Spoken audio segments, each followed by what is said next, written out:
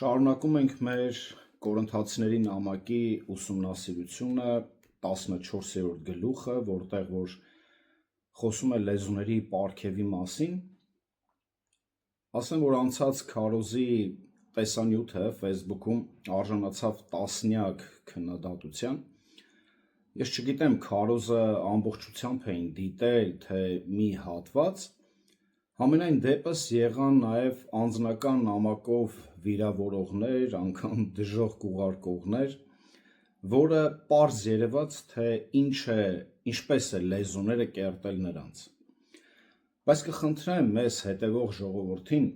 որ ուշադրություն դարձնեն և տեսնեն, որ մենք տեքստը կոնտեքստից չենք կտրում և երկու բառի հիման վրա վարդապետություն կառուցում։ Գիտեք ինչ է նշանակում տեքստը կոնտեքստից կտրել։ Եկեք կարդամ ձեզ համար Ռիչարդ Մեյհյուի գրքից մի հատված, որը ձեզ կտա լավ հասկացողություն, թե ինչ է նշանակում տեքստը կոնտեքստից կտրել։ Այսպես է գրում Մեյհուն. Գուցե լսել ես այն մարդու մասին, ով թեթևամտորեն բացելով Սուրբ Գիրքը, պատահականորեն մատը դնում է հետևյալ հատվածի վրա և գնաց ինքն իրեն կախեց։ Մատթեոս 27-րդ գլուխ 5 համար, խոսում է Հուդայի մասին, հա։ Նրա դուրը չի գալիս այդ հատվածը, ուստի նորից է փորձում։ Այս անգամ բացում է գնա և դու էլ այդպես արա։ Ղուկաս 10-րդ գլուխ 37 համարը։ Հուսահատված նա արագ մեկ այլ փորձ է կատարում և հետևյալ համարն է բացում. ինչ որ անում է շուտով արա։ Հովհաննես 13-րդ գլուխ 27 համարը։ Այս դեպքում թեթևամտությունը կտանի դեպի մահվան։ Սա ինչ է նշանակում, երբ որ մենք տեքստը կոնտեքստից կտրում ենք, դա մեզ տալիս է սխալ հասկացողություն, դա մեզ տալիս է սխալ բանականություն և հետևանքը լինում է սխալ կիրառություն։ Ահա այսպես են մոտիկանում աստվածաշնչյան համարներին այն քարոզիչները, ովքեր որ տեքստը կոնտեքստի մեջ չեն ձեզի բացատրում։ Եվ այս բացատրություններն է, որ ձեզ տալիս է աստվածային հասկացողություն, այսինքն իմանալ այնպես, ինչպես որ գրված է, այլ ոչ թե երկու բառ պոկել, որը որ հենց կորընթացիների նամակում, մանավանդ լեզուների հետ կապված գործ կառաքելոցից են պոկում, հռոմեացիներից, կորընթացիներից և ձեզի կառուցում են, տալիս են մի վարդապետություն, որը Աստված դա նկատի չի ունեցել և այդպիսի ճշմարտություն չկա Սուրբ գրքում գրված։ Այո, այսպիսի մոտեցումը տանում է մահվան։ Այսպիսի մարդիկ իրականում երբեք էլ չեն հասկացել Աստծո խոսքը։ Հետևաբար խորհուրդ բոլոր նրանց, ովքեր լսում են մեզ։ Նախ մի վերցրեք գիրքը և պատահական ինչ-որ տեղից կարդացեք, կամ հատուկ ինչ-որ տեղ, որը սենց ձեզի ցույց են տվել և դուք ուզում եք այդ հատվածը տեսնել։ Օրինակ, այսօր շատերը վերցնում են Գործք առաքելոց 2-րդ գլուխը և կարդում են միայն առաջին 4 համարները։ Եվ այդտեղ կարդալուց տեսնում են միայն լեզու բառը և հրեշտակ բառն էլ ավելացնում են ու դառնում է հրեշտակի լեզուներ։ Բայց ոչ, շարունակեք կարդալ մինչև 13 համարը և կտեսնեք, որ դա մարդկային հասկանալի պարզ լեզուներ էին, որպեսզի օտար երկրներից եկած ժողովրդին ավետարանը քարոզեին։ Իսկ հիմա հարց բոլոր լեզուներով իբրև աղոթողներին։ Դուք խոսում եք օտար լեզուներով, որը ոչ թե սովորել եք, այլ պարգև եք ստացել։ Դուք կարող եք պարսիկներին, հնդիկներին, չինացիներին իրենց լեզվով ավետարանը քարոզել։ Կհամարձակվեք փորձել։ Եթե չեք համարձակվում, ուրեմն ինքներդ ձեզ հարց տվեք, եթե իրոք այդ պարգևը գործում, ապա ինչու ես չեմ կարողանում այդ լեզուներով խոսալ և ավետարանը քարոզել։ Իմիջիայլոց մի տրվեք նաև այն կեղծիքին, որը հաճախ լսում ենք մեկը մյուսից կոպի արած խոսքերը։ Ես աղոթում էի և ինձ ասացին, որ ես անգլերեն բառեր էի ասում։ Լեզուները չեն տրվել, որ աղոթքիդ մեջ կեսը անհասկանալի հնչյուններ հանես, մի երկու բառ անգլերեն, մի քանի բառ էլ թուրքերեն։ Լեզուները տրվել են մեկը մյուսի հետ հաղորդակցվելու համար եթե չես կարողանում խոսել այլ լեզվով եւ քարոզել օտար լեզվով, ապա հետևեք մեր քարոզներին եւ իմացեք ողջ ճշմարտությունը։ Իմացեք, արդյոք դա հրեշտակի լեզուներ էր, թե ինչ էր, ինչու է Պողոս անընդհատ հանդիմանությամբ խոսում։ Առաջին Կորինթացիների 14-րդ գլուխը պատկերը այսպիսին է. կային հավատացյալներ, ովքեր իրապես խոսում էին տարբեր լեզուներով, մարդկային հասկանալի լեզուներով, բայց քանի որ խառնակիչները, նախանձողները շատ էին համայնքներում, փորձում էին նմանեցնել իրենց կեղծիքը իրական պարգևին։ Եվ քանի որ կեղծողները չէին հասկանում իրական օտար լեզուները, որը մենք այսօր տեքստում կտեսնենք, փորձում էին կրկնօրինակել, բայց ոնց։ Դե անցած քարոզի մեջ ասացի, որ դա հեթանոսներից եկած սովորություն էր։ Հիշենք, որ նրանք կռապաշտ էին։ Կորինթոսում կար Աֆրոդիտեի տաճարը, Ամոս Աստծու տաճարը, նաև ուրիշ տաճարներ եւ կուռքեր։ Եվ նրանք մինչ Քրիստոսին գալը արդեն խոսում էին այդ անհեթեթ հնչյուններով, արդեն իբրև աղոթում էին, բայց որը հենց ինքը իր մեջ կրում էր դիվային բնույթ։ Եվ քանի որ այս նախանց կողմը չէր հասկանում իրականը, կարելի ասել, որ նրանք մտածում էին, որ հենց այդ բարբաջանքն է, որը նրանք անում էին մինչ այն ժամանակ, երբ որ նրանք կուռքեր էին պաշտում, եւ սկսեցին կեղծել։ Եվ անցած քարոզում մենք տեսանք, որ մեր հայերեն թարգմանության մեջ սխալ կար։ Օրինակ, որ գրված էր մեր մոտ լեզվով խոսողը իր անձն է կերտում, բայց բնագրում գրված էր լեզվով խոսողը իր անձն է ուզում կերտել, այսինքն լեզվով այս իբրև աղոթողները փորձում են իրանց կերտել իրենց մեթոդներով, այլ ոչ թե աստվածաշնչյան մեթոդներով։ Նաև տեսանք, որ երկրորդ համարի լեզվով խոսողը Աստծո հետ է խոսում, բնագրում գրված էր Աստված բառը անորոշ հոդով, որը տեքստին տալիս էր այլ իմաստ։ Լեզվով խոսողը այլ Աստծո հետ է խոսում, այսինքն ոչ ճշմարիտ Աստծո։ Եվ գիտեք այս ամենի չարիքը որտեղ է կայանում, որ այդ անհեթեթությունը իրենց կտրել է Սուրբ Գրքից, կտրել է ստաբիլ կարդալուց, ուսումնասիրելուց, այն որ գրքի ուսումնասիրելը իրոք պետք է տար նրանց հոգևոր աճ, կերտեր, աճեցներ, սրբության մեջ, փոխարենը նրանք ընտրել են վատագույն տարբերակը։ Դե լեզուներով կաղոթենք, կկերտվենք եւ իրենց ուշադրությունը Աստծո խոսքից թեքվել է, սառել է նրանց սերը Աստծո խոսքի հանդեպ։ Նաև այս չարիքի կողմնակիցները կամա թե ակամա, հասկանալով թե անհասկանալով, թերագնահատում են Աստվածաշնչի ուսմունքի բավարար լինելը։ Ստացվում է, որ իրենց համար Սուրբ Գիրքը չի կարողանում իրենց տալ բավարար ուսմունք, զորություն, չի կարողանում իրենց կերտել, սրբության ճանապարհը ցույց տալ։ Այսինքն նրանք Գիրքը չեն կարողանում կարդալ, ուսումնասիրել, հնազանդվել, այդ պատճառով էլ տրվում են այլ մեթոդների։ Հարց ես տալիս, թե ինչ ես հասկանում այդ լեզուներից։ Ասում են, ես չեմ հասկանում։ Սիրելիս, մեր Աստված պաշտությունը հեթանոս կրոնների պես անհասկացողության վրա չի հիմնված, այլ հասկացողության, բանականության եւ գիտության վրա է։ Իսկ եթե մի բանը չես հասկանում, ուրեմն չես էլ կարող ասել, թե ինչ ես անում։ Չես կարող բացատրել եւ մի էլ հորինի հեքիաթ պատմի, թե ինչ է տալիս քեզ։ Եվ այս կեղծ ուսմունքը որտեղից է մտել քրիստոնեական ուսմունքի մեջ, այս քանի օրը կարճ տեսանյութով կփորձեմ պատմել։ Եկեք անցնենք մեր տեքստին, որտեղ Պողոս առաքյալը պատռում է կեղծավորների դիմակը։ Առաջի Կորինթացիների 14-րդ գլուխ 6-ից 12 համարները։ Եկեք կարդանք։ Եվ հիմա եղբայրներ, եթե ձեզ մոտ գամ եւ լեզուներով խոսեմ, ինչ օգուտ կտամ ձեզ, եթե ձեզ հետ չխոսեմ կամ հայտնությամբ, կամ գիտությամբ, կամ մարգարեությամբ, կամ վարդապետությամբ։ նույնիսկ ձայն հանող անկենդան բաները, թե փող, թե քնար,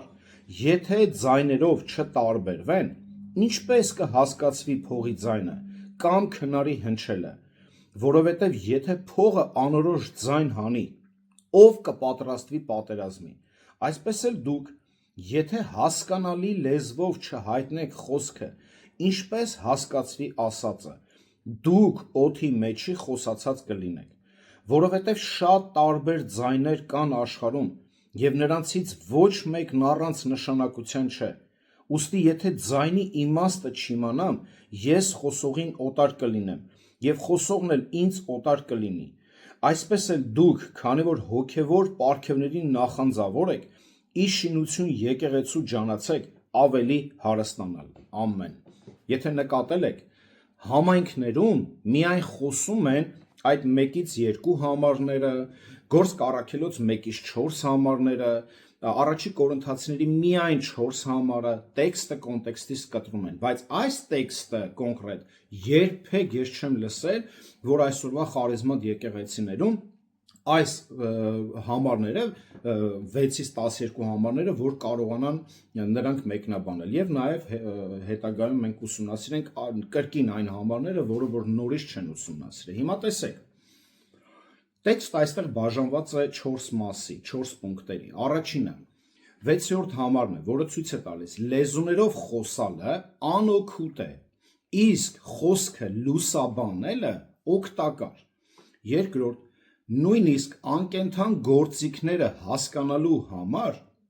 ճիշտ հնչյուններ են անհրաժեշտ, որոնց մեջ որ շունչ չկա։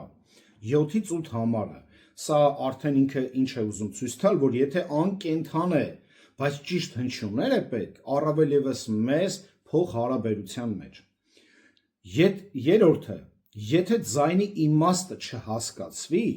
մեկը մյուսին եւ օտար կլինեն եւ օդի մեջի խոսացողներ 9-ից 11 համարներում։ Եվ չորրորդը ասում է, որ պարգևների նախանձախնդիր մարդը միայն եկեղեցու շինության համար պետք է նախանձախնդիր լինի, այլ ոչ թե իր անձի համար։ Եվ այս ընդհանուր տեքստի գլխավոր միտքը հետևյալն է. անհասկանալի ձայներ հանողը Տիրոջ եկեղեցուն օտար է եւ չի կարող օգուտ տալ, այլ օգուտ տվողը խոսքը բացատրողն է վարդապետությամբ։ Ինչու եմ շեշտում Տիրոջ եկեղեցի, Տեր բառը չենք տեսնում, որտեղ հենց եկեղեցին նա արդեն պատկանում է Տիրոջը։ Կրկին, անհասկանալի ձայներ հանողը Տիրոջ եկեղեցուն օտար մարդ է եւ չի կարող օգուտ տալ, այլ օգուտ տվողը խոսքը բացատրողն է վարդապետությամբ։ Պողոսը 1-ից 5 համարներում խոսած, որ այն լեզուները, որը խոսում եք կեղծ են, եւ ճշմարիտ մարդկային լեզուները եկեղեցում երկրորդական են, ճշմարիտ լեզուներն են երկրորդական, իսկ այն անհեթեթությունը ինքը ասում էր դա կեղծ է, որովհետև լեզուները կարելի ասել անհավատներին քարոզելու համար է, որպես նշան, նաեւ վկայություն, իսկ եկեղեցում մարգարեությունն է կարևոր, խոսքը բացատրելը, որը որ մենք հիմա անում ենք։ Եվ 6-ից 9 համարներում բերում է երկրորդ պատճառը, թե ինչու է լեզուների պարգևը երկրորդական համարում։ Դա այն է, որ լեզուներն իրենք անհասկանալի են։ Իր տեսակետը հիմնավորելու համար Պողոսն իրեն օրինակ է բերում ասելով. եթե ձեզ մոտ գան, դե Պողոսը նամակը գրում էր Եփեսոսից, հենց առաջի Կորինթացիների 16-րդ գլուխ 8 համարում այսպես է ասում. բայց հիմա մնում եմ Եփեսոսում մինչև Պենտեկոստեի օրը։ Ու հիմա ինչ է ասում. եթե գան ձեզ մոտ ու լեզուներով խոսեն, ու հարց է տալիս, ձեզ ինչ օգուտ կտան։ Միթե այստեղ տեսնում ենք հրեշտակի լեզուներ, աղոթքներ, ոչ։ Պողոսը նկատի ունի, եթե ձեզ մոտ գամ եւ խոսեմ օրինակ արաբերեն կամ հայերեն, ինչ օգուտ կտան ձեզ, իհարկե ոչ մի։ Եվ Պողոսի մտքից հասկանում ենք, որ օգուտ տվողը հայտնությունն է, գիտությունն է, մարգարեությունն ու վարդապետությունն է, 6-րդ համարում ենք տեսնում։ Եվ ո՞րն է հայտնությունը։ Դա հուներեն ապոկալիպսիս բառն է, որը նշանակում է բացում, մերկացնել, լուսաբանել, բացահայտել։ Այսինքն, եթե ձեզ մոտ չգամ ու չբացեմ խոսքը, մերկացնեմ, լուսաբանեմ, բացահայտեմ, որը հիմա կրկին ասեմ մենք անում ենք, ասում է ինչ օգուտ պետք է տան ձեզ։ Իմիջիայլոց բոլոր այն եկեղեցիները, ովքեր աղոթում են լեզուներով, մերժում են վարդապետությունը, որը որ մենք տեսնում ենք Սուրբ գրքի բազում համարներում, նաև այս հատվածում, որ վարդապետությունը կարևոր դեր է խաղում եկեղեցու մեջ։ Բայց Պողոսը խոսում է դրա օգտակար լինելու մասին, որը որ այսօր մերժում են։ Իսկ մերժում են մի պարզ պատճառով, որտեվ չեն հասկանում։ Եվ լսած կլնեք այս արտահայտությունը, որ ասում են վարդապետությունը մեզ պետք չի, վարդապետության մեջ պետք չի խորանալ, բայց Աստված իր խոսքը վարդապետության վրա հենց կառուցեց, որ երբեք վարդապետությունից չշեղվես, այսինքն ճշմարիտ ուսմունքից մարդը չշեղվի, որտեվ վարդապետությունը մեկն է, մոլորեցնողներն են շատ։ Եվ Պողոսի այս 4 ուսուցողական շեշտադրումները հստակ ցույց են տալիս, որ խոսքի լուսաբանումը, վարդապետությունը, գիտությունը ավելի կարևոր են, քան լեզուները։ Տեսեք, այսօր լեզուներով աղոթող բոլոր համայնքները ասում են, որ լեզուները մերժողը Սուրբ Հոգուն է մերժում, հայհոյություն է անում Աստծո դեմ եւ նման բաներ։ Հիմա ինչ է ստացվում։ Պողոսը հայհոյություն է անում։ Կամ եթե դա Սուրբ Հոգու դեմ հայհոյություն լիներ, ինչ է կարծում։ Պողոսը կհամարձակվեր այս էռոնիայով, հեգնանքով խոսալ այս թեմայի հետ։ Կամ ինչպես շատերն են մեջ բերում Հռոմեացիների 8-րդ գլուխ 26 համարը եւ ասում են, ահա տես, որ Սուրբ Հոգին բարեխոսում է մեր փոխարեն։ Կրկին, հարցս ուղղում եմ այդ գաղափարի կողմնակիցներին։ Գիտենք, որ Պողոսը ինքը առաջնորդվում էր Սուրբ Հոգով եւ հիմա ինչ է ստացվում։ Սուրբ Հոգով հակառակվում է Սուրբ Հոգու խոսքին, հա? Թե սիրելի խարիզմատներ, համատեքստը չեք կարողանում հասկանալ, թե իրականում դուք չեք ընդունում, որ այս լեզուները գործ կառաքելոցում գրված պարզ հասկանալի լեզուներն են, իսկ ձեր պնդածը Աֆրոդիտեի, Ամոսի, կռապաշտության ուղված ինչ-որ աղոթքները, հնչյուններ են։ Եվ Հռոմեացիների 8-րդ գլուխ 26 համարը ինչ կապ ունի հրեշտակի լեզուների հետ, դա չեն կարողանում բացատրել, որովհետև կրկին համատեքստի մեջ չեն նայում, այլ կտրում են տեքստից։ Իմիջիայլոց ասեմ, որ իմացեք, որ լեզուների հետ կապված մեր այս թեման ավարտելուց հետո նաև կխոսանք, կբացատրենք Հռոմեացիների 8-րդ գլուխ 26-27 համարը համատեքստի մեջ, որը որ ձեզ համար արդեն պարզ կդառնա, որ դա ընդհանրապես կապ չունի ոչ մարդկային գործողության հետ, ոչ հրեշտակների հետ, ոչ ինչ-որ լեզուների աղոթքի հետ։ Դուք կտեսնեք այդտեղ մարդու պասիվ դերը եւ Սուրբ Հոգու ակտիվ դերը։ Այս պարգևի անձնական օգտագործումը բացառվում է։ Լեզուների պարգևը անօգուտ է, եթե այն չի կառուցում եկեղեցին։ Պարզապես անհավատալի է, թե ինչպես են որոշ քրիստոնյաներ կարողանում խրախուսել այնպիսի անհասկանալի հնչյունները, որը ոչ ոք նույնիսկ չի փորձում հասկանալ, այդ թվում նաև հենց խոսողը։ Եվ այսօր երբ մեկնաբանները, մեր քարոզիչները, մկրտականները պատռում են այսպիսի սուտ ուսուցիչների դեմքը, ըստ Աստծո խոսքի, նրանք սկսեցին առաջ քաշել մեկ այլ կեղծիք, հաջորդ կեղծիքը։ Տասնյակ տարիներով խոսքը գնում է հենց Հայաստանի մասին։ Նրանք երբևէ իրենց երբ որ աղոթում էին,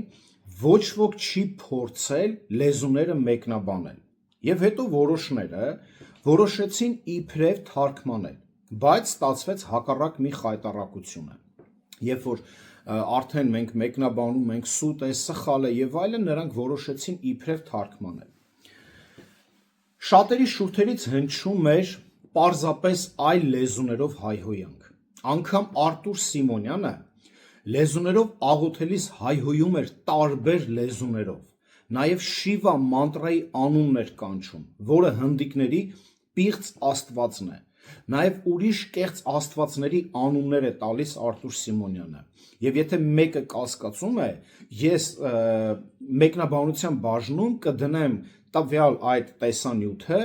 YouTube-ում, որը որ դուք կտեսնեք և մի ասեք, որ սա սարքած է, սա հստակ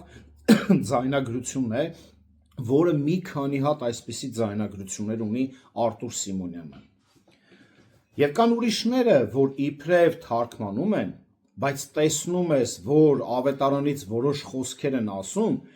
որը փաստում է նրանց կեղծ լինելը նրանով, որ այդ խոսքերը մենք էլ գիտենք, նրանք էլ գիտեն, հետևաբար այս կեղծիքի կարիքը չկա։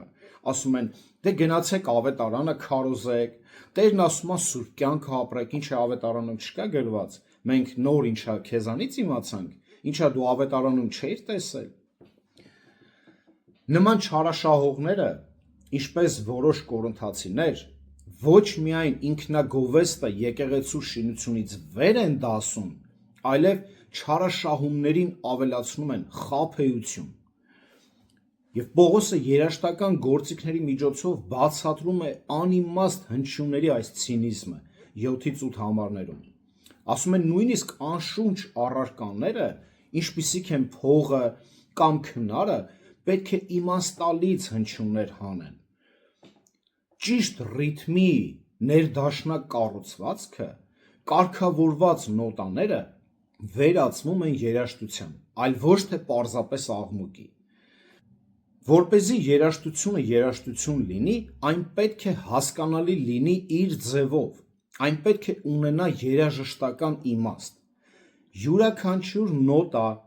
ակորդ և երաժշտական հնչյուն ունի իր նպատակը փոխանցել ուրախություն կամ տխրություն, պատերազմական կամ խաղաղ զգացմունքներ, պատերազմին պատրաստվել, այսինքն այն, ինչ կոմպոզիտորը մտադրվել էր անել։ 8-րդ համարը այսպես է ասում, եկեք կարդանք, որովհետև եթե փողը անորոշ ձայն հանի, ով կպատրաստվի պատերազմին։ Այսինքն, եթե փողը, շեփորը հստակ նշաններով չեն հասկացնում, որ պատերազմ է, զորքը կհասկանա, թե կմտածի ինչ-որ մեկը նոր սկսել է ինչ-որ շեփորի դասեր անցկացնել։ Կամ եթե անիմաստ ձայներ հանի, յուրաքանչյուր երաժշտական գործիք, ով կպարի դրա տակ, կարող եք ասել, առանց նոտաների, կարգի և հստակության, երաժշտական գործիքը միայն ձայն է արձակում։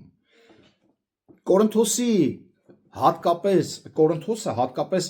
լավ կարող էր հասկանալ և գնահատել այս երաժշտական օրինակը, քանի որ նրանց քաղաքը պարծենում էր հնագույն ամենամեծ երաժշտական դահլիճով, որտեղ որ կարող էին հավաքվել 20,000 մարդ։ Եվ սա շատ հայտնի էր այդ ժամանակ Կորինթոսի անգամ շրջաններում, հա։ Եվ իր համեմատությունը այս ֆոնի վրա փոքր-ինչ փոփոխելով, Պողոսը նշում է, որ եթե փողը անորոշ ձայն է արձակում, ով կպատրաստվի պատերազմին։ Անորոշ ձայնը զինվորի համար ոչինչ չի նշանակում, եթե այն պատերազմի հստակ ազդանշան չէ։ Զինվորը որևէ հաղորդակցություն չի կարող ստանալ պատահականորեն նվագած նոտաների շարքից։ Նա սկսում է պատրաստվել մարտին միայն այն ժամանակ, երբ լսում են օրինակ կամ հրամայական կոչեր, հա, զինվեք, հարձակվեք, կամ նմանատիպ ազդանշան երաժշտական գործիքի միջոցով։ Նմանապես մենք չենք կարող քրիստոնեական ճշմարտությունը փոխանցել անիմաստ հնչյուններով։ Ես անցած քարոզին ասացի, որ Աստծո խոսքը իրարից անջատված, իրարից անկախ արտահայտությունների ժողովածու չէ։ Եվ նույնն էլ մենք ենք հիմա տեսնում և հասկանում, եթե մենք տեքստը կոնտեքստից կտրում ենք, այտենց տարօրինակ արդեն հնչյուններ է դառնում։ Եթե դուք անհասկանալի խոսքեր եք արտաբերում ձեր լեզվով, ինչպես կհասկանան, թե ինչ եք ասում, ասում է դուք օդի մեջի խոսացողներ կլինեք։ Պողոսը նման քրիստոնյաներին համեմատում է երաշտական գործիքների հետ, որոնք այնքան անիմաստ են նվագում, որ ոչ ոք ոչինչ չի հասկանում։ Սա Պողոսն է այս օրինակը բերում։ Նման տարօրինակ ձայները կարող էին միայն ազդել մարդկային նյարդերի վրա։ Հիշում եք մեր բակի միջի Դիմետրոլիկին, որ Հրանտ Թոխանցյանը հանդիմանում էր։ Պատկերացրեք առաջին անգամ բերես մի խումբ երեխաներ եւ ամեն մեկին նստեցնես մի գործիքի դիմաց։ Ասես նվագեք։ Մեկը կիթառ, մյուսը դաշնամուր, մյուսը հարվածային գործիքներ, մյուսը շեփոր եւ այդպես մի 20 գործիք։ Ինչ կլինի։ Կարող եք դիմանալ, թե կխենթանաք։ Այս նույն բանն է կատարվում 50-ականների մոտ։ Ինքս եմ մեկ անգամ ներկա եղել եւ փախել եմ։ Եվ ոչ միայն իրենց մոտ, այլ խարիզմատ բոլոր եկեղեցում։ Սա հենց նույն այդ պատկերն է։ Այս անհեթեթության պատճառով, որը պայմանավորված էր հպարտությամբ եւ սիրո պակասով, կորինթացիները չեն կարող չլինել անկազմակերպ, անկարգ ու անօգուտ։ Նրանց տեսակը այդպիսին է։ Տեսեք ինչ է ասում 11-րդ գլուխ 21 համարում։ Որովհետև ամեն մեկը ջանում է նախ ինքը վերցնել ընթրիքը, մեկը սոված է մնում, իսկ մյուսը հարբում է։ Եվ 14-րդ գլուխ 23 համարում, ուրեմն երբ ամբողջ եկեղեցին մեկտեղ հավաքվի եւ բոլորն էլ լեզուներով խոսելու լինեն, ու այնտեղ չիմացողներ կամ անհավատներ մտնեն, միթե չեն ասի, որ դուք գժվել եք։ Այսինքն սա ցույց է տալիս նրանց արդեն չափազանց նախպղծության մասին, տիրոջ ընթրիքի, իրար հետ վերաբերմունքների, սրբության կյանքի մեջ բազմիցս անգամ Պողոսը խոսում էր այս եկեղեցու չարաշահման եւ մեղքի մեջ գտնվելու մասին, որը որ իբրև մի կողմից դարձել են քրիստոնյաներ, բայց մի կողմից դու նայում ես աշխարհը բերել էին ամբողջությամբ իրենց կուրքերով հանդերձ բերել էին եկեղեցի։ Այսպիսի եկեղեցուց ակնկալել, որ նրանք ճշմարիտ վարդապետության մեջ են, սա արդեն աստվածաշնչյան չէ։ Մենք հայերս գոնե այս խոսքը պիտի որ լավ հասկանանք, հա, օդի մեջի խոսացող։ Հաճախ է չէ լինում, երբ որ մեկը անիմաստ խոսում է, ասում ենք ինչ ես օթոտ խոսում։ Օթոտ բառը բնագրում գրված է աերա բառը, որը թարգմանվում է որպես սատանայի եւ դևերի տիրապետության վայրը։ Փոխաբերական իմաստով դատարկություն, այսինքն կարող ենք ենթադրել, որ սատանայական բնույթ է կրում, դիվային ազդեցության տակ դատարկախոսներ են դարձել այս մարդիկ, եւ կարող ենք հստակ ասել, որ այսօր ինչ անում են, սատանայի ազդեցության տակ են, այլ ոչ թե Սուրբ Հոգու։ Այսպես էլ դուք, եթե հասկանալի լեզվով չհայտնեք խոսքը, ինչպես կհասկացվի, ինչպես ձեզ կասեն ամեն, միթե չենք հասկանում, որ Պողոսը նախ խոսում է հասկանալի լեզուների մասին, այլ ոչ թե հրեշտակների։ Սա միայն հոգևոր կուրության նշան է։ Շարունակելով նույն միտքը զարգացնել, Պողոսը գրում է 10 համարում։ Օրինակ, քանի տարբեր լեզուներ կան աշխարհում եւ դրանցից ոչ մեկ ասում անիմաստ չեն։ Այստեղ նա պարզապես ակնհայտ նշում է առանց իմաստի բառը անիմաստ է, առանց իմաստի բառը անիմաստ է, առանց իմաստի լեզուն ընդհանրապես լեզու չէ։ Հենց իմաստն է լեզուն դարձնում լեզու։ Աշխարհում կան բազմաթիվ տարբեր բառեր, բազմաթիվ լեզուներ, եւ դրանք բոլորը տարբեր կերպ են հնչում, բայց բոլորը ունեն նշանակություն, բայց դրանք բոլորն էլ ունեն նույն նպատակը՝ ծառայել որպես հաղորդակցության միջոց, փոխանցել հասկանալի իմաստ։ Եվ հաղորդակցությունը պետք է օգտագործի ոչ միայն ծանոթ լեզու, այլև այնպիսին, որը հասկանալի է եւ խոսողին, եւ լսողի համար։ Հաղորդակցությունը իր իսկ սահմանմամբ պետք է լինի երկկողմանի։ Հակառակ դեպքում ես օտար եմ խոսողի համար, իսկ խոսողն էլ օտար է ինձ համար։ Օտար բառը բնօրինակ տեքստում նշանակում է բարբառոս։ Սա հնչյունական բառ է, որն առաջացել է բարբառ երկվանդակից։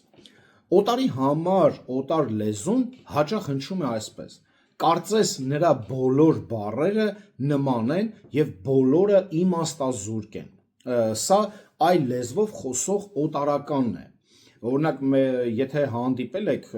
մեր երկրում, օրինակ, հնդիկներ կան, չինացիներ կան, երբ որ նրանք խոսում են, նա մեզ համար անհասկանալի մարդ է։ Ես երբ որ չինացի հետ գործի բնույթով հաճախ եմ հանդիպում,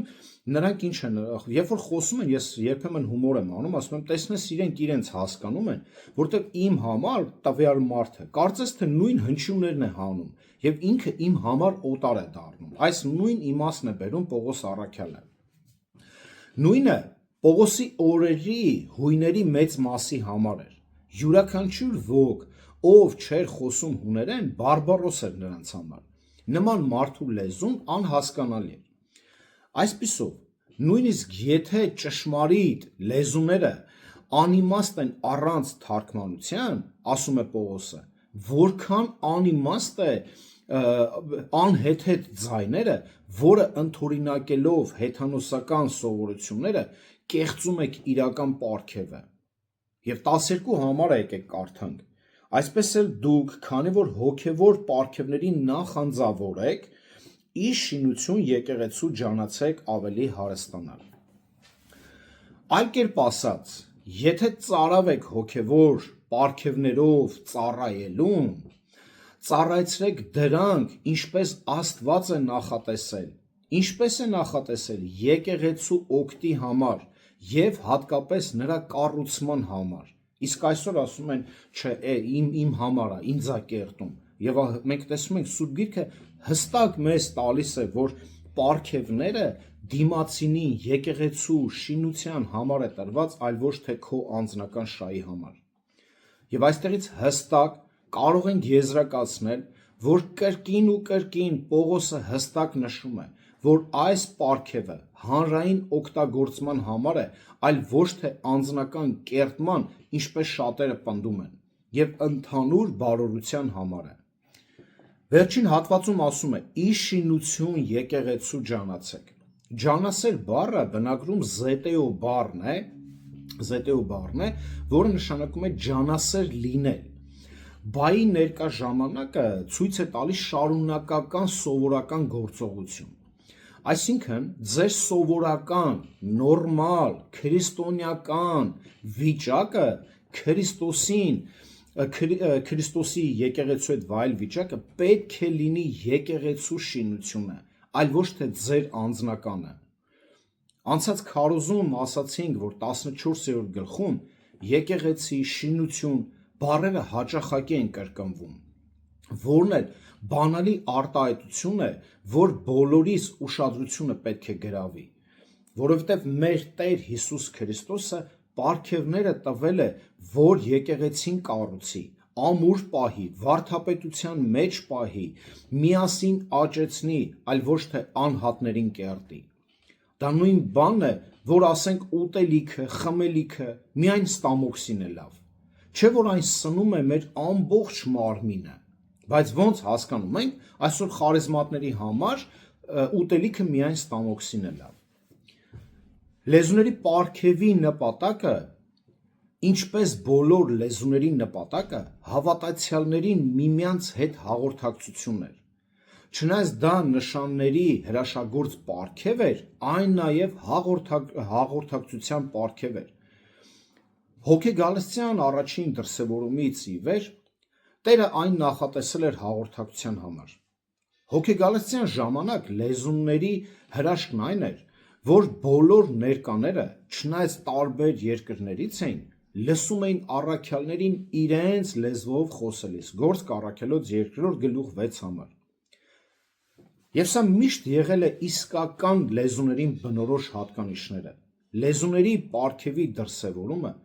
հոգեգալստյան տոնին, ինչպես այս պարգևի յուրաքանչյուր իսկական դրսևորում, հոգեգալստյան տոնից հետո եւ մինչեւ դրա ավարտը հասկանալի էր կամ ուղղակիորեն ոնց գործ կառաքելոց երկրորդ գլխում եւ 6 համարում է գրված կամ թարգմանչի միջոցով, որը տեսնում ենք 14-րդ գլուխ 27 համարում, այսպես է գրում. Եթե մեկը անծանոթ լեզվով խոսի, թող երկու կամ ամենաշատը, դուք տեսեք ինչ ասում, ամենաշատը 3 հոգի լինեն, թող մեկը մյուսից հետո խոսի եւ թող մեկն էլ թարգմանի։ Ինչ է սա պատվիրան, չէ՞։ Բա ինչ են այսօր այս պատվիրանը խախտում։ Եթե դու իրապես լեզուներով ես խոսում, թող 2 հոգի լինի կամ ամենաշատը շեշտում է 3 հոգի եւ թող մեկը թարգմանի։ Եթե թարգմանող չկա, ասում է լուր մնացեք, այսինքն մի շարունակեք անել ձեր անհեթեթությունը։ Աստված 2 տեսակի լեզուներ չի տվել։ Մեկը անհասկանալի, մյուսը անհասկանալի։ Աստվածաշունչը խոսում է լեզուների միայն մեկ պարգևի մասին, որոնց նպատակն ու հատկությունները չեն փոխվել թեպետ դարը շարունակ։ Թեպետ շատերն են ձգտում փոխել, բայց վայ նրանց, ով Տիրոջ խոսքի վրա կավելացնի կամ կպակասեցնի։ Հիշեք Հայտնություն 22-րդ գլուխ 18-ից 19 համարը։ Իսկ մենք եկեք ուղակի փառք տանք մեր Տիրոջը, որ ամեն ինչի համար, ամեն մանրուքի համար հոգ է տարել եւ առաքյալներին առաջնորդելով գրել է ճշմարտությունը, որ իր զավակները ուսումնասիրելով չընկնեն կեղծիքի մեջ։ Իսկ ով իրապես ուսումնասիրում է, այս կեղծիքից հաստատ խուսափում է։ Եկեք մի քանի կիրառական քայլեր նայենք հենց մեր հետևորդների համար եւ ավարտենք։ Եթե դու իրապես մտահոգված ես Տիրոջ մարմնի համար, ապա ջանք արա նախ ինքդ սովորել խոսքը, մանրակրկիտ ուսումնասիրել։ Ինչպես Պողոսն է գրում Տիմոթեոսին, եկեք կարդանք, հա։ 2 Տիմոթեոս 2 գլուխ 15 համարը։ Ջանա քո անձը ընտիր ներկայացնել Աստծո առջև, որպես մի մշակ, որ ամաչելու պատճառ չունի, ճշմարտության խոսքը ուղիղ բացատրելով։ Հիշեք, եթե դուք ջանք չանեք խոսքը կարդալ ուսումնասիրելու, դուք ամաչելու եք վերջին օրը։ Իմ շատ սիրելի համարներից մեկն է Եզրաս 7-րդ գլուխ 10 համարը, տեսեք ինչ է ասում։ Քանզի Եզրասն իր սիրտը պատրաստել էր, որ Տիրոջ օրենքը փնտրի եւ կատարի, եւ Իսրայելում պատվիրաններ ու կանոններ վարդապետի։ Եզրասը իր սիրտը պատրաստել էր։ Սիրելի քույր եղբայր, արդյոք այսօր դու քո սիրտը պատրաստված այտենց փնտրել ես եւ գտել ես այդ լեզուները։ Արդյոք դու իրապես խորացել ուսումնասիրել ես եւ հասել ես այդ հասկացողության, թե պարզապես բեմից լսել ես, մի հատ ուղակի կարդացել ես, ասել ես այդ է եւ վերջ։ Ոչ, պատրաստեք ձեր սրտերը Աստծո խոսքը ուսումնասիրելուն։ Եզրաս իր սիրտը պատրաստել էր եւ գտավ։ Դու նույնպես հոգով, սրտով, աղոթքներով ինքդ քեզ պատրաստիր խոսքը փնտրելուն։ Ջանասեր եղիր, ավելացրու գիտություն, ուսումնասիրիր վարդապետության բոլոր սկզբունքները, տեքստը կոնտեքստից մի կտրիր, տես հաջորդ եւ նախորդող համարները, որոնք որ իրարից անկախ չի գրվել։ Մինչև որ ուզում ես կարդալ մի գիրք, օրինակ Կորինթացիները, ապա նախ եւ առաջ փնտրիր եւ կարդա Կորինթոսի եկեղեցու պատմությունը, ներածությունը, այնտեղ կհասկանաս, թե ինչ խնդիրներ կան եկեղեցում, ինչի համար է նամակը գրվել, նպատակը որն է, ինչ մոլորություններ կան եկեղեցում եւ այլն, որպեսզի կարողանաս տվյալ նամակի, տվյալ եկեղեցու անդամներին ճիշտ հասկանաս, թե ինչ է կատարվել, որպեսզի կարողանաս հետագայում էլ ճիշտ մեկնաբանես խոսքը, լուսաբանես հայտնված խոսքի ճշմարտությունը եւ չմոլորվես։ Հիշիր, որ մեր յուրաքանչյուր խոսքի համար պատասխան ենք տալու առավել եւս Աստծո խոսքը փոխելու, կեղծելու համար։ Երկրորդ, հիշիր, որ տարօրինակ ձայները դա դիվային ազդեցության տակ անհասկանալի հնչյուններ են, որի անունը դրել են լեզուներով աղոթք, որը քեզ ուղակի գցում է արխային մի վիճակի մեջ։ Բացատրեմ ոնց։ Գիտեք, քանի մարդ գիտեն, որ տարիներով Աստվածաշունչը չեն կարդացել, բայց ասում են վերստին ծնված եմ, որովհետև լեզուներով եմ խոսում։ Մարդիկ կան անձամբ ինձ ասել են, որ տարիներով չեն կարդացել գիրքը։ Ուրիշ մեկին գիտեմ, որ անգամ բարեկամական կապեր ունենք, երբ իր հետ խոսացի, ինքը 20 տարուց ավել ասեց, ես հավատացել եմ, իր միջալոց ասեմ, կյանքի խոսքից էր, որը որ հարց տվեցի, ասի քանի անգամ ես կարդացել գիրքը եւ այլ, ասես դե չեմ կարդացել, ուզում եմ կարդամ, ասի ոնց չես կարդացել, ասես չէ, ասի նոր կտակար անել, ասես չէ, ուզում եմ կարդամ, ու այդպես երևի ինքը 20 տարի ուզում է ու չի կարում։ Խնդիրը ի՞նչն է, ինքը իրեն ոգեշնչել է, թե ինքը վերստին ծնված հավատացյալ է, որովհետև ինքը լեզուներով աղոթում է եւ հովիվի իրան գարանտիա է տվել, երաշխավորել է, որ ինքը վերստին ծնված է։ Ահա թե խապկանքը։ Եվ այդպես գիտեք ինչքան մարդ կա, միգուցե նաև ձեզանից, որ այդ լեզուների չարիքը չի թողնում, որ նվիրվեն խոսքի անխարդախ կաթին, եւ արխային են ընկնում, թե կերտում է լեզուները մեզ այդ իբրև թե աղոթքի միջոցով։ Եվ ասում են նաև անգամ շատերի շուրթերից ենք լսում եւ զարմանում։ Ինչ կարևոր է ամեն անգամ կարդալ Աստծո խոսքը։ Կարևոր է լեզուներով աղոթելը։ Սա աբսուրդ է։ Բայց պետք է հարց տամ հիմա բոլորիդ։ Այդ ինչ հոգի է ստացել, որ չի առաջնորդում սուրբ գիրքը կարդալուն ուսումնասիրելուն։ Այդ ինչ հոգի է, որ քեզ կտրել է Աստծո խոսքից։ Աստծո հոգին է։ Աստծո հոգին քեզ չի առաջնորդում, հա, որ դու գիրքը կարդաս։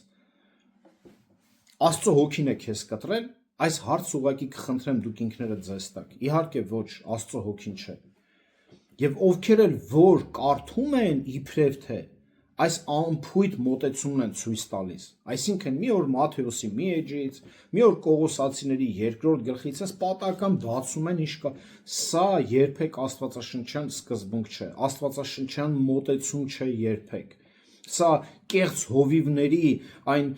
քարոզներն է, որ ասում է պատահական բացիր այդ Տերը քեզ խոսք ունի ասելու։ Երբեք մարդը չպետք է պատահական պատրաստվիր, ուզում ես Մատթեոսը կարդալ, աղոթքով պատրաստվիր, խնդրիր Աստծուն, որ իր Սուրբ Հոգով քեզ առաջնորդի, որ կարողանաս տեքստը հասկանաս, մի քանի անգամ կարդա։ Տեքստը այսպես են հասկանում, 10 անգամ պետք է կարդաս Մատթեոսը, որ գոնե մի փոքր դու կարողանաս հասկանալ։ Երրորդ, նախ հիշիր, որ յուրաքանչյուր պարգև տրվում է եկեղեցու շինության համար, այլ ոչ թե անձնական շինության։ Եկեղեցու շինության համար խոսքը պետք է լինի հստակ, հասկանալի, առանց կոդերի։ Իսկ անհասկանալի հնչյունները, ձայները խորթ են Տիրոջ մարմնի համար։ Տերը իր եկեղեցուն առաջնորդում է իր խոսքով, իր եկեղեցուն կերտում է խոսքի վրա հիմնված բանականությամբ, գիտությամբ եւ վարդապետությամբ, այլ ոչ թե անհասկացողությամբ։ Թող այդ կեղծ լեզուների աղոթքը եւ վերադարձիր խոսքի ճշմարտությանը։ Դա ընդհանրապես օդ-հոտ խոսալ է, որը ոչ քեզ է օգուտ տալու, ոչ դիմացինիդ։ Այդ կեղծիքը նման է անալգինի, երբ ատամը ցավում է ու անալգին ես դնում ատամիդ վրա։ Անալգինը կարող է ընդհանրապես թմրեցնել, բայց ոչ բուժել։ Նույնը նաև լեզուների աղոթքը նա քեզ միայն թմրացնում է, բայց ոչ մի բան չի բուժում, չի նորոգում եւ չի կերտում։ Եվ զգույշ եղիր, որտեվ այսպիսի անալգիններ են ձեզ քարոզում ամեն անգամ բեմից, որը ընդունում եք առանց խորապես ուսումնասիրելու, որն էլ կարող է ձեզ թմրեցնել, բայց չփրկել։ Այնպես որ սիրելի քույրեր, եղբայրներ, հեռու մնացեք ձեզ այդ լեզուներով պարգևը քարոզողներից, այդ անալգինը տվողներից հեռու մնացեք։ Եվ թող Տերը տա ձեզ իմաստություն, հասկացողություն, որ հասկանաք, որ այս լեզուները երբեք չեն կերտել, եւ տեքստը կոնտեքստի մեջ ուսումնասիրեք, 1-2 բառերով մի բավարարվեք։